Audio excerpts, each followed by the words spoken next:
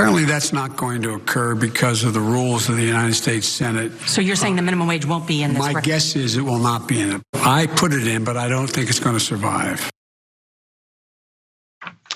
Well, that was a portion of Joe Biden's interview over the weekend, and we learned that he seems to have caved on the $15 minimum wage that was part of his nearly $2.2 trillion coronavirus relief package.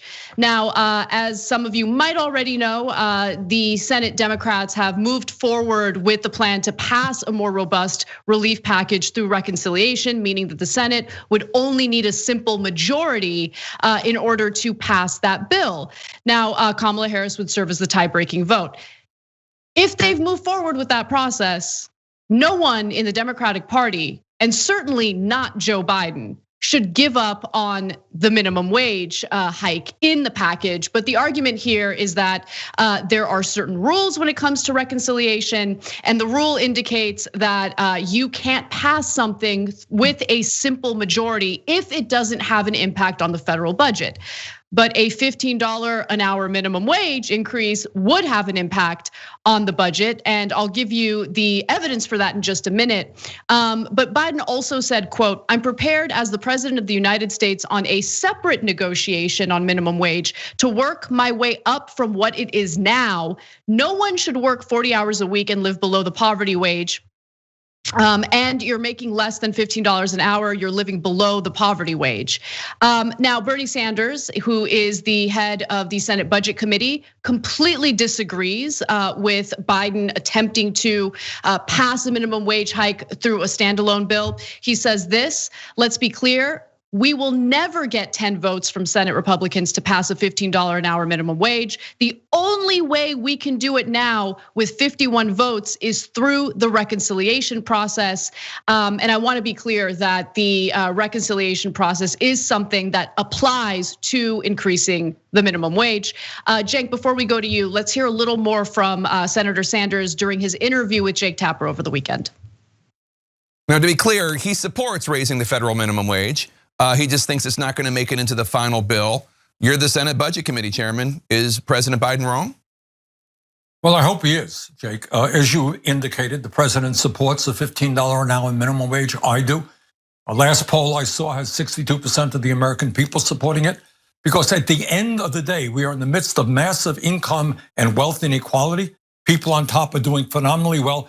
And yet we have literally tens of millions of Americans working for starvation wages. You cannot make it in any state in this country on $9 or $10 an hour. We've got to raise that minimum wage to $15 an hour. And I can tell you, as chairman of the Budget Committee, we have a room full of lawyers working as hard as we can to make the case to the parliamentarian that in fact, raising the minimum wage will have significant budget implications and in fact, should be consistent with reconciliation. So just a little more context. There's something known as the Byrd Rule. That's the rule that I was referring to earlier, indicating that anything passed through reconciliation would need to be legislation that has an impact on the federal budget. There is evidence that increasing the minimum wage would have an impact on the federal budget. But let me also be clear in stating that if the parliamentarian argues that the increase in minimum wage does not apply, that the Byrd Rule indicates that it does not apply as a provision for the legislation under reconciliation, Kamala Harris, the vice president, could literally override what the parliamentarian says. So there really isn't much of an obstacle for Democrats to get what they want in regard to a $15 minimum wage. Joe Manchin is being a little bit difficult, but it's pretty easy to make him bend to your will, as we've learned when it comes to the $2,000 direct checks to Americans. Cenk, what do you think? Yeah, so look, I'm a little bit split on this, but not in any way that you might expect. So first of all, $15 minimum wage, biggest no-brainer in America. So I don't even believe that poll that says 62%. I'll tell you why I don't believe it. I think it's much higher because no matter which state you put the minimum wage increase up on a ballot measure, it passes with tremendous majorities, including in Mississippi, in Arkansas, in Missouri. You cannot put it on the ballot anywhere and not have it pass with nearly 2/3 votes, even after all of the big business interests pummel it with advertising against it, and it never works. In Florida, it passed with 2/3. So it's enormously popular. So we're not negotiating with Republican voters. Let's be clear about that. Republican voters want this too. No, we're only negotiating, and we're not even negotiating with Republicans because we don't need a single Republican vote. So the only people we're negotiating with is conservative Democrats, and the conservative Democrats never wanted the $15 minimum wage. And that, by the way, in this case, and Biden is now really straddling the fence between progressives and conservative Democrats, which is actually good news overall. He used to be just a conservative Democrat. Now he's come to the middle of the Democratic Party. So that's progress, such as it is. But there are people that are now significantly to the right of him, like Joe Manchin and Kristen Sinema. They are not representing the best interests of their state. The people of West Virginia definitely want higher minimum wage. Anyone claiming to the contrary is either ignorant or lying. So what are they doing? They're representing their donors, as we've told you 1,000 times. That is why I'm back on track with my predictions. I told you guys, and by the way, I also told incoming freshmen in Congress, they're gonna say that they're gonna pass the minimum wage, and I guarantee you, the first opportunity, they'll drop it. And what's the first thing Joe Biden dropped?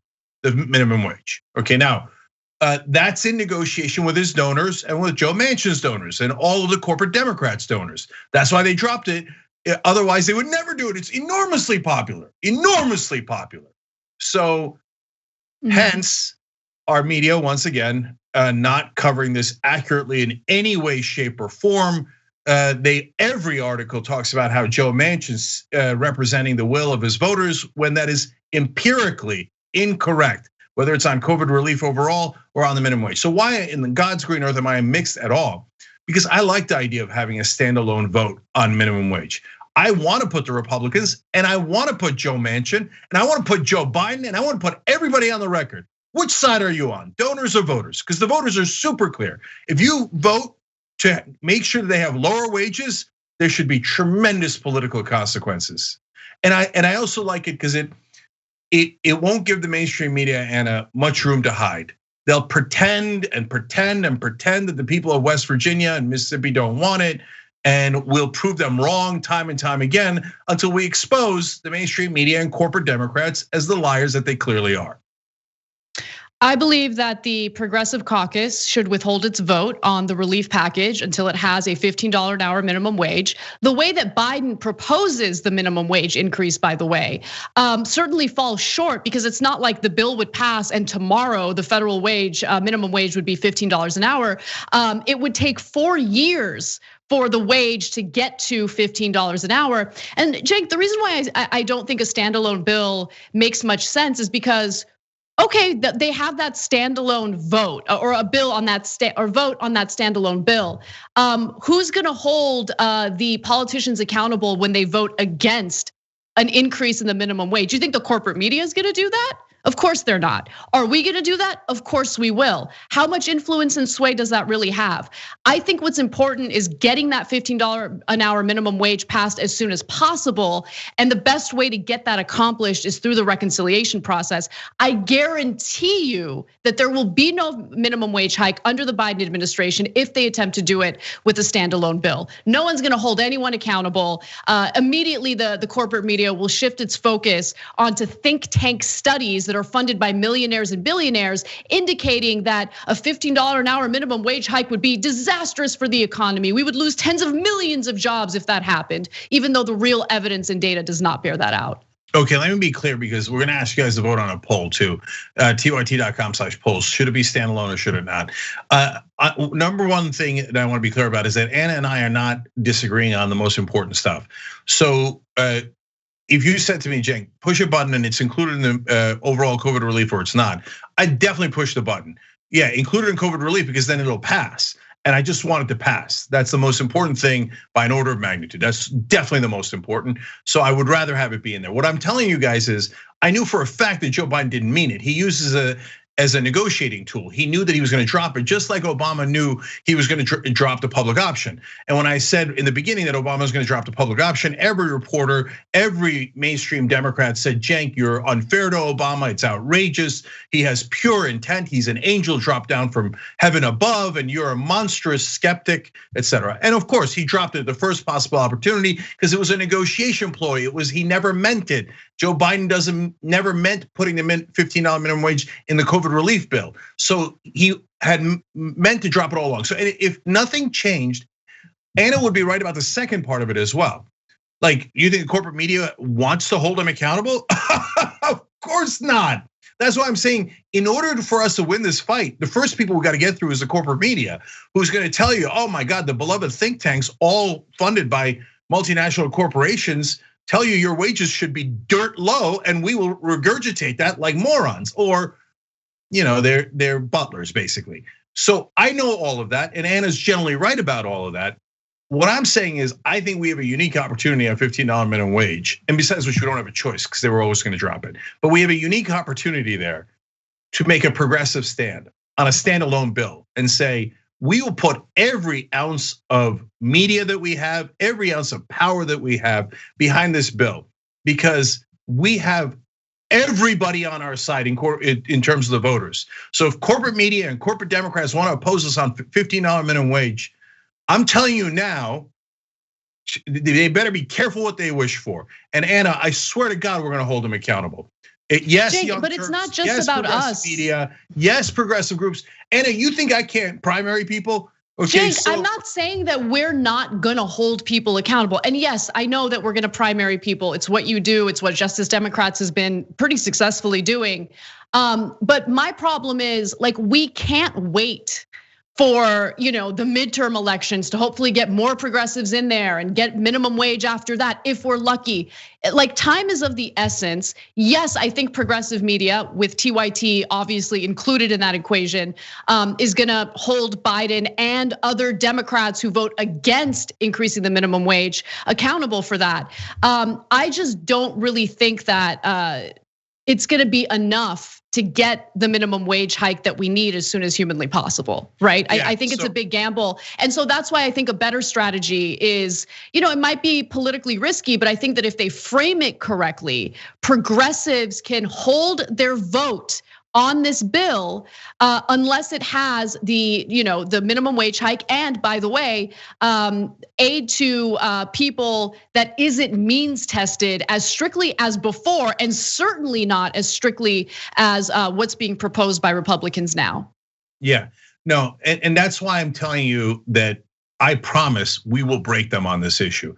And Anna's right. In order for us to win, we have to break them, because they're not going to want to do it.